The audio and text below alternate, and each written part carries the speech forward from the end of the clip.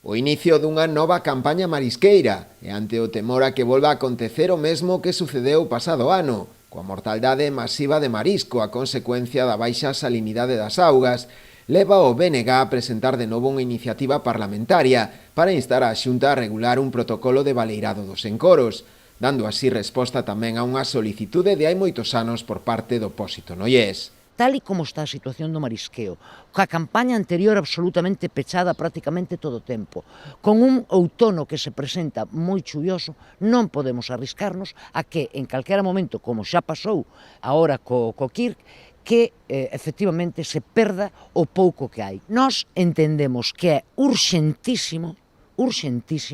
que a Consellería, que ten plenas competencias tanto nas concas hidrográficas interiores como en marisqueo, plenas competencias, tome man neste asunto. Por qué? Porque é verdad que os factores meteorolóxicos non os podemos evitar, pero hai outras cousas nas que a Administración pode e debe influir, e isto é que ten que marcar as pautas de desencoro, de limpeza tamén dos encoros, e ten que marcar dentro desas pautas, a parte do funcionamento, ten que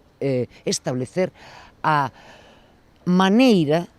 por non decir claramente as indemnizacións, a maneira de resarcir aos sectores afectados de un desencoro que non este dentro de un protocolo que exista. A deputada nacionalista insiste en que a Xunta ten as competencias nesta materia, de aí que lle pida que se poña do lado dos sectores produtivos da ría e non do lado das eléctricas que teñen a concesión dos encoros. Nós sabemos que aquí hai alguén que manda sobre a Consellería do Mar, non? E ese alguén, neste caso concreto, como en tantos outros, son as eléctricas. É Naturgy, con nome e apelidos, e evidentemente a Consellería non quere facerlle frente a Naturgy a conta de miles de postos de traballos e a conta incluso da seguridade física, porque eso xa pasou aquí na Ría de Noia, que houbo problemas de desencorado en un momento de baixa mar donde as mariscadoras estaban mariscando. Polo tanto, a Consellería non quere facerlle frente a esa situación. Non hai outra explicación porque a normativa respalda que a Consellería actúe en estos casos. Ben, se non actúan,